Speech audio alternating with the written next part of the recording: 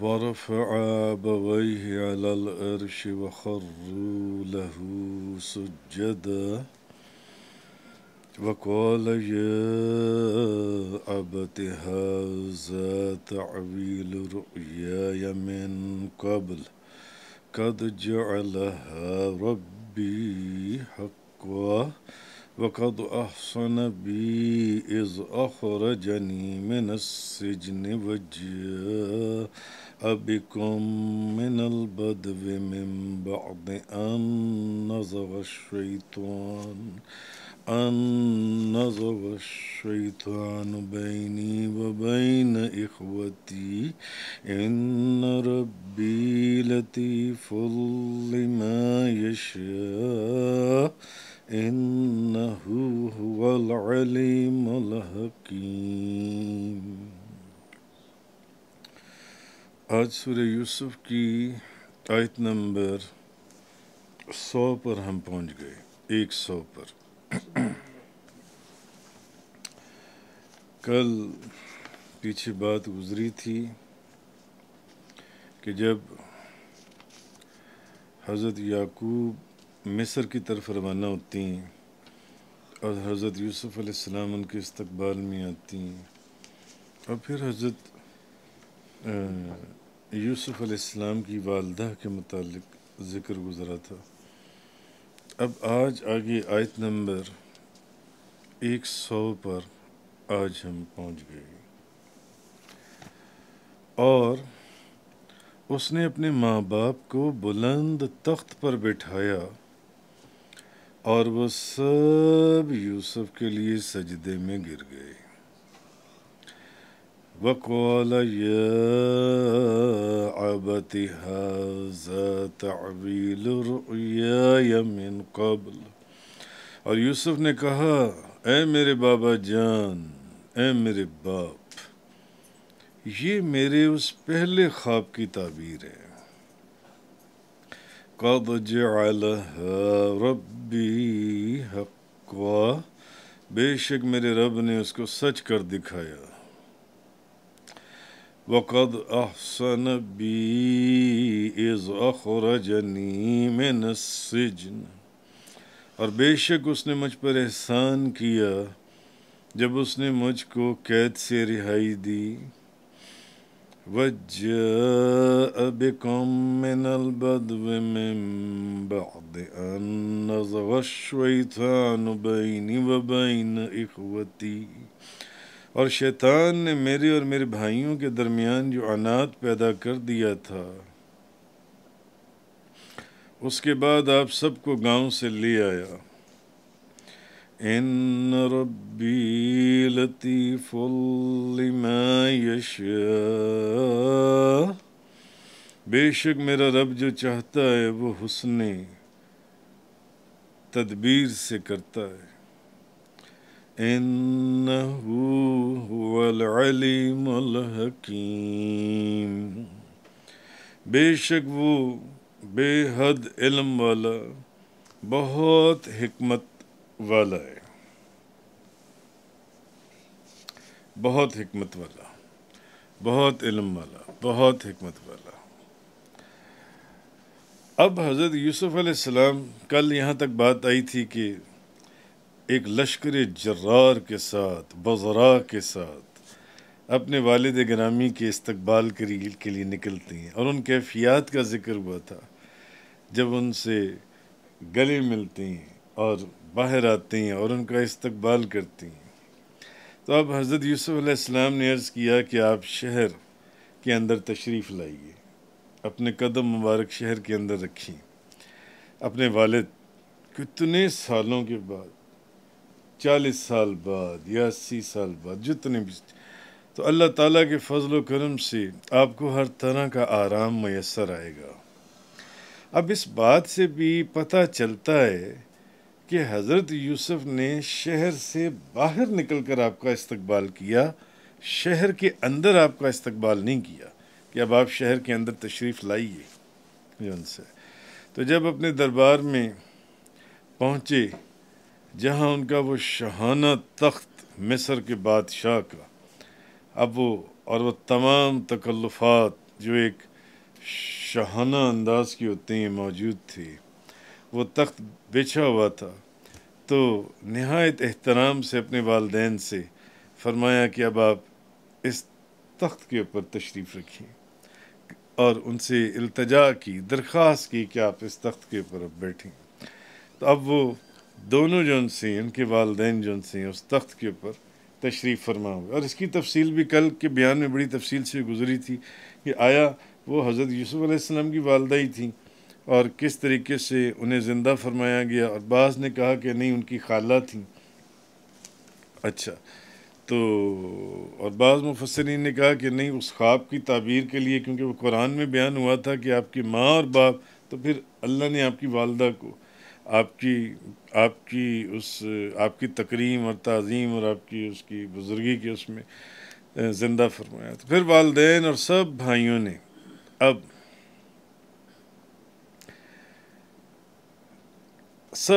آپ کو سجدہ کیا، سب نے آپ کو سجدہ کیا. اب یہ وہ وقت تھا جو 40 سال پہلے جو آپ نے خواب دیکھا تھا کہ میں دیکھتا ہوں کہ ایک چاند اور سورج اور 11 ستارے آپ کو سجدہ کر رہی ہیں. تو باپ نے منع کیا تھا کہ اس کا ذکر اپنے بھائیوں سے نہ کرنا، ورنہ وہ کوئی نہ کوئی سازش کریں گے جو ان سے. تو اب سب بھائیوں نے اور والدین نے اب وہ سجدے کے اندر گر گئے، سجدے میں چلے گئے. تو اب سجدے سے سجدہ جو یہاں کہا گیا ہے کہ سب لوگ سجدے میں چلے گئے، تو اس سجدے سے کیا مراد ہے؟ تو اس کے اندر اب علماء کے بے شمار کو اقوال ہیں جو ان سے ہیں. بعض کی رائے یہ ہے، بعض مفسرین نے کہا، علماء نے کہا کہ سجدے سے مراد صرف جھکنا ہے، یعنی اظہار تعظیم کے لیے وہ آپ کے سامنے جھکے، اظہار تعظیم کے لیے. اور بعض علماء نے یہ کہا ہے کہ سجدے سے مراد ہے زمین پر پیشانی رکھنا، جب تک زمین پر پیشانی نہیں رکھی جائے گی تو سجدہ نہیں ہوگا. اور کہا یہ جا رہا ہے کہ سجدہ کیا جن سے، تو اس لیے اس سے مراد یہ ہے کہ نہیں، انہوں نے زمین پر جو ایک سجدے کی کیفیت ہے اسی طریقے سے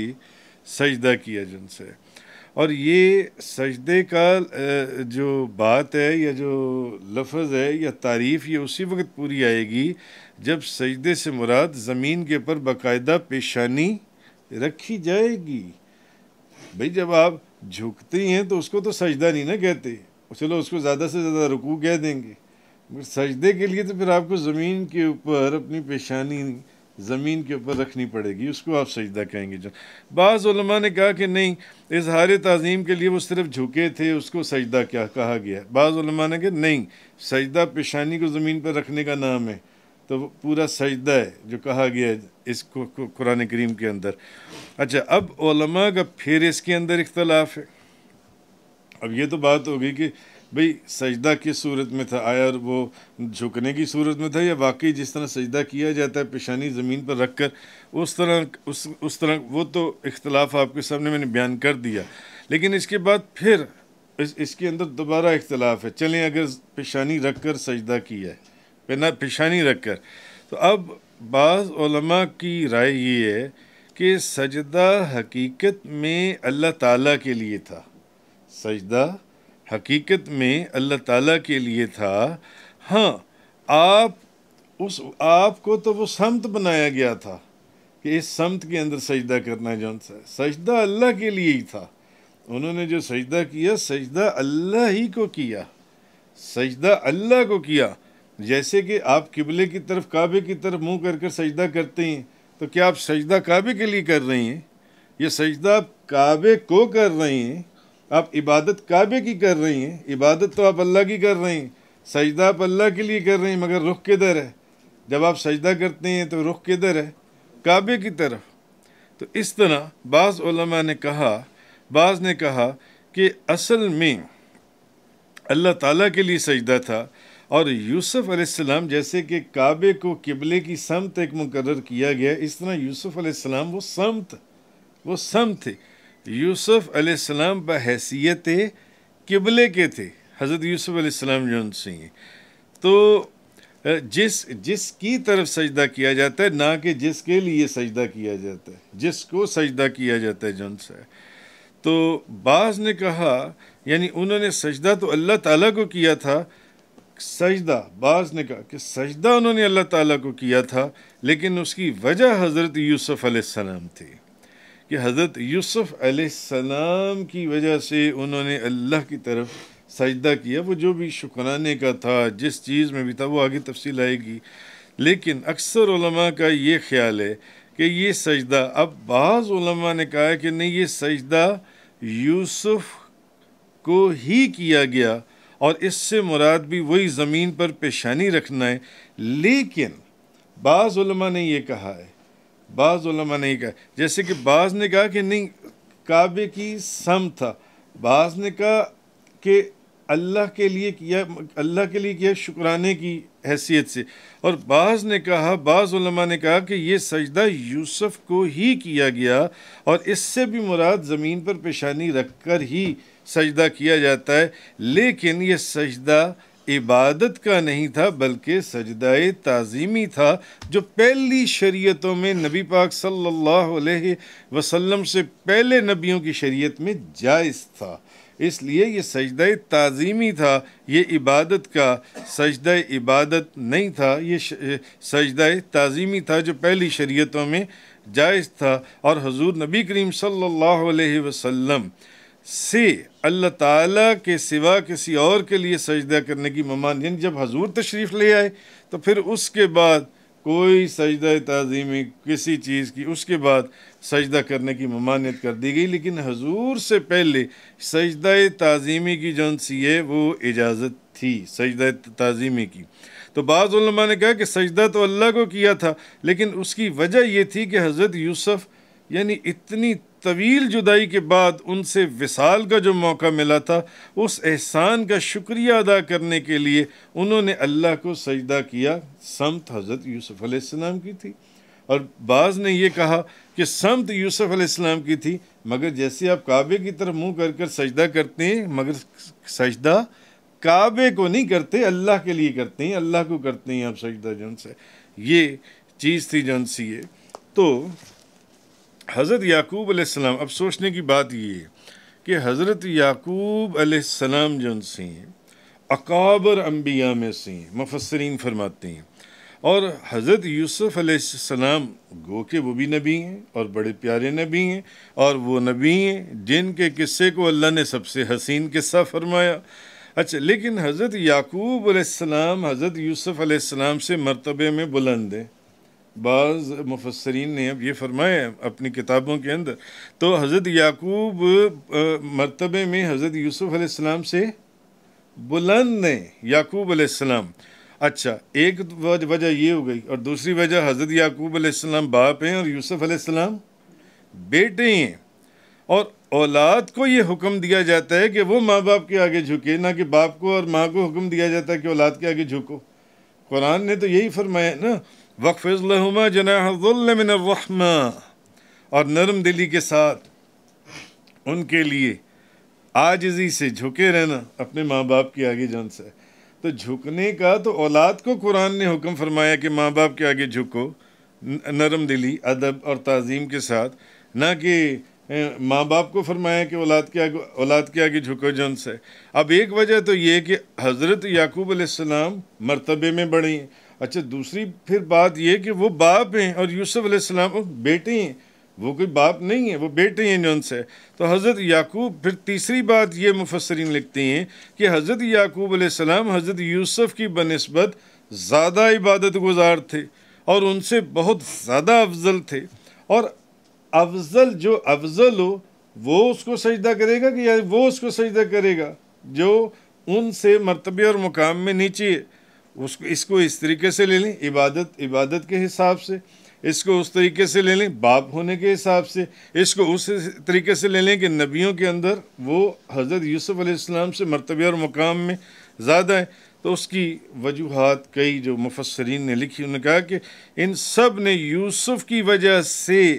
اصل میں اللہ کو سجدہ کیا تھا، اصل میں اللہ کو سجدہ کیا تھا. تو پھر سوچنے کی بات یہ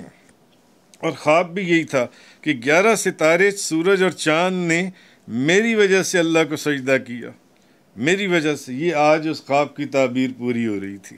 جو 40 سال پہلے حضرت یوسف علیہ السلام نے دیکھا تھا، یا جتنے بھی وہ سال بنتے ہیں۔ تو حضرت یعقوب علیہ السلام ہر لحاظ سے حضرت یوسف سے افضل تھے، مفسرین نے لکھا ہے، حضرت یعقوب علیہ السلام، لیکن انہوں نے اس لیے حضرت یوسف کو سجدہ کیا۔ اب ایک وجہ مفسرین نے یہ بھی لکھی ہے کہ افضل ہونے کے باوجود، باپ ہونے کے باوجود، مرتبے میں بڑے ہونے کے باوجود، انہوں نے پھر بھی حضرت یوسف علیہ السلام کو سجدہ کیا تاکہ ان کے جو بھائی ہیں وہ حضرت یوسف کے سامنے سجدہ کرنے میں شرم محسوس نہ کریں۔ جب دیکھیں گے کہ ماں باپ سجدے میں گر گئے ہیں تو وہ خود بھی سجدے میں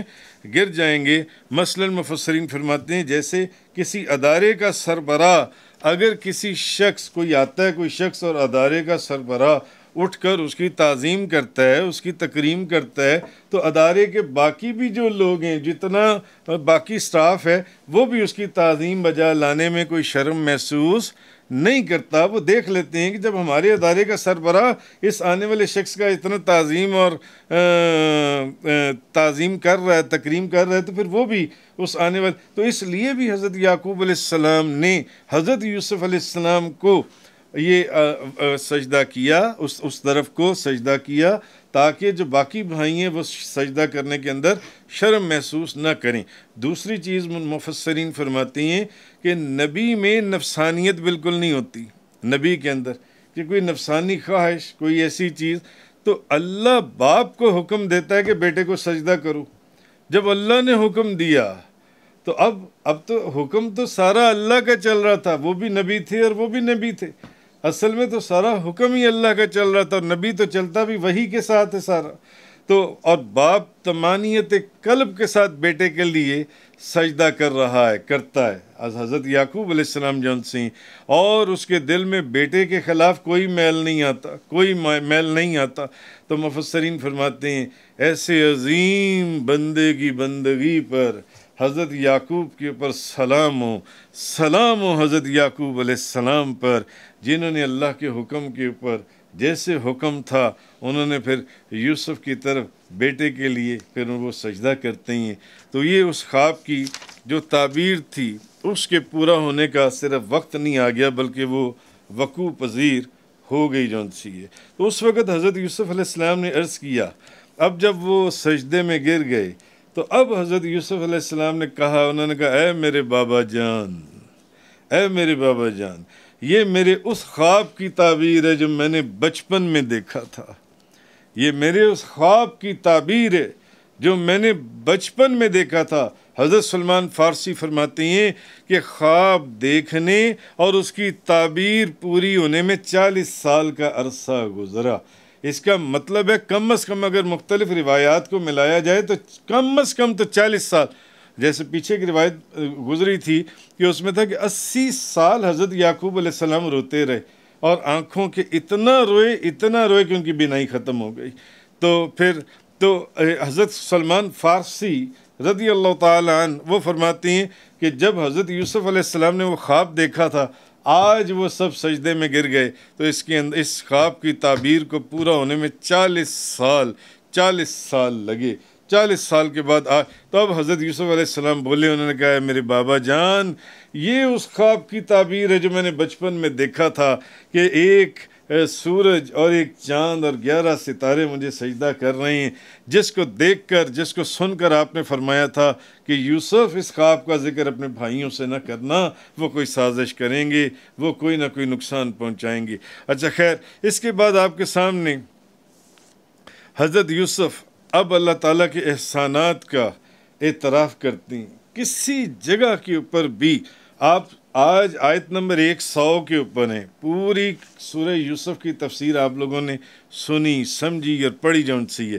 کسی جگہ کے اوپر بھی حضرت یوسف علیہ السلام کی زبان پر کوئی شکوہ اور شکایت کا ایک شائبہ بھی نہیں گزرا، ایک خیال بھی نہیں گزرا۔ اب حضرت یوسف اللہ کے احسانات کا اعتراف کرتے ہیں، اس کا شکر بجا لاتے ہیں جو اس جدائی کے عرصے میں ان کے اوپر احسانات فرمائے گئے، اور ان احسانات کی ابتدا قید خانے سے رہائی پانے سے کی، وہاں سے انہوں نے اس کا ذکر کیا،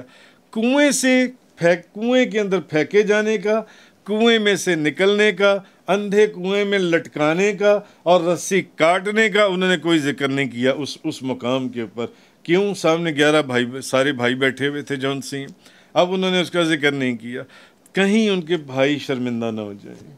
کہیں ان کے بھائی شرمندہ نہ ہو جائیں۔ اور صوفیاء اور مشائخ اولیاء اللہ کا یہ ایک قول ہے کہ جب صلح اور صفائی کا وقت ہو تو پھر گزشتہ جو ستم یا ظلم کیے گئے ہوتے ہیں ان کا تذکرہ کرنا بھی ایک ظلم ہے۔ جب صلح کا وقت آ جائے یا صلح کا وقت، ایک حقیقی صلح کا وقت آ جائے، تو اولیاء اللہ فرماتے ہیں کہ پھر اس وقت جون سے جو پرانے یعنی شکایتیں کہ تو نے یہ بھی کیا تھا، تو نے فلانا بھی کیا تھا اور تم نے یہ بھی میرے ساتھ کارگزار، وہ فرماتے ہیں پھر اس وقت جون سا پھر یہ ظلم ہے اس وقت۔ تو حضرت یوسف علیہ السلام نے وہ بات نہیں کی، ہاں پھر وہ جو قید خانے سے وہاں سے بات شروع کی، تو بھائیوں کے فعل کو ان کی طرف منسوب نہیں کیا اور کہا کہ وہ جو کچھ بھی ہوا اس کا ذمہ دار شیطان تھا، کہ شیطان نے ان کو ورگلا دیا، شیطان نے ان کو ورگلا دیا۔ کیا بزرگی کی انتہا ہے! زندگی ایک طرف بظاہر دنیاوی نقطۂ نظر سے تباہ و برباد ہو جائے، مگر پھر بھی نہ کوئی شکوہ ہے نہ کوئی شکایت ہے، بلکہ کہا کیا جا رہا ہے کہ شیطان نے ان کو بہکا دیا۔ تو یہ آپ کے کریم ہونے کی، کریم النفسی تھی جون سا ہے۔ تو ان احسانات کا ذکر کرتے ہیں، پھر اپنے رب کی تعریف کرتے ہوئے کہتے ہیں کہ وہ اپنے بندوں کے ساتھ لطیف ہے، اب ان کا جو رب ہے، اور لطیف اس کو کہتے ہیں جو اپنے احسانات کو بڑی نرمی سے آہستہ آہستہ ایک دوسروں تک پہنچا دیتا ہے، اپنے احسانات کو جون سے۔ تو علامہ قرطبی نے فرمایا کہ لطیف کا یہ مطلب ہے جو اپنے بندوں کے ساتھ اس طرح لطف و کرم کرے کہ ان کی ضروریات کو اس طرح فراہم کر دے کہ انہیں پتہ بھی نہ چلے۔ علامہ قرطبی فرماتے ہیں کہ لطیف کے معنی یہ ہیں، لطیف کو اگر کوئی سمجھنا چاہتا ہے، کیونکہ یہاں حضرت یوسف علیہ السلام نے اس کے لطف و کرم کی بات کی ہے، تو وہ فرماتے ہیں کہ جو اپنے بندوں کے ساتھ اس طرح لطف و کرم کرے کہ ان کی ضروریات کو ایسا پورا کرے کہ انہیں پتہ بھی نہ چلنے دے، تو اللہ تعالیٰ کی صفات علم و حکمت کی جو خصوصی جلوہ نمائی ہے وہ اس واقعے کے اندر یا اس قصے کے اندر یا اس صورت کے اندر بیان ہو رہی ہے، جو کہ جو لوگ اس واقعے کو پڑھتے ہیں، سنتے ہیں، سمجھتے ہیں، وہ ان سے چھپی نہیں رہ سکتی۔ تو اس کی قدرت کا تو یہ عالم ہے، اللہ کی قدرت کا یہ عالم ہے کہ جو چاہے وہ آنے واحد میں ظہور پذیر ہو جائے۔ کیا اللہ کے لیے کوئی مشکل ہے؟ 1 سیکنڈ کے کروڑویں حصے سے پہلے جو چاہے ویسا ہو جائے جون سا ہے۔ اگر وہ چاہتا تو حضرت یوسف علیہ السلام کو ان آزمائشوں میں مبتلا کیے بغیر اس مقام کے اوپر پہنچا سکتا تھا، اس سیٹ کے اوپر بٹھا سکتا تھا، اور اس کی قدرت کے سامنے کوئی چیز مشکل نہیں ہے، وہ ہر چیز پر قادر ہے۔ لیکن اس کی حکمت اور حکمت کے کچھ تقاضے ہوتے ہیں، حکمت کے تقاضے ہی کچھ اور ہیں، کہ اللہ تعالیٰ کی حکمت جاریہ، ایک جو سنت جاریہ اللہ کی، وہ یہ ہے کہ ان بلند مرتبوں تک پہنچنے کے لیے انسان کو ان تمام مراحل سے گزرنا پڑتا ہے جن سے حضرت یوسف علیہ السلام گزرے ہیں۔ تو انسان کی صلاحیتیں بیدار تب ہوتی ہیں جب انہیں ان بے رحم طوفانوں کے اندر اور بے رحم سمندر کی موجوں کے اندر جب کوئی راستہ دکھائی نہ دے اور وہ انسان کو اس سے دوچار کیا جائے، اور صحیح تربیت کے لیے زندگی کے ان نشیب و فراز سے گزرنا پڑتا ہے۔ اگر زندگی کے ان نشیب و فراز سے نہ گزرا جائے پتہ نہیں چلتا۔ بعض اوقات باپ اپنے بیٹوں کو کہتا ہے بیٹا جب زندگی گزارو گے نا سب پتہ چل جائے گا، سب چیز پتہ۔ کیا مطلب ہوتا ہے؟ یعنی جب زندگی کے نشیب و فراز سے گزرو گے تو تب تمہیں زندگی گزارنے کا پتہ چلے گا کہ کس بھاؤ بکتی ہے اور کیا ہوتا ہے اور کیا نہیں ہوتا ہے جون سے۔ تو حضرت یوسف علیہ السلام کی ذات ایک مثالی کردار کے طور پر اس صورت کے اندر یا اس قصے کے اندر ان کو پیش کیا گیا، اور اللہ کی رضا کی جون سی منزل ہے، اس کے جو مسافر ہیں، جس قسم کے لوگ جس قسم کے حالات اور جس قسم کی رکاوٹوں سے واسطہ پڑتا ہے،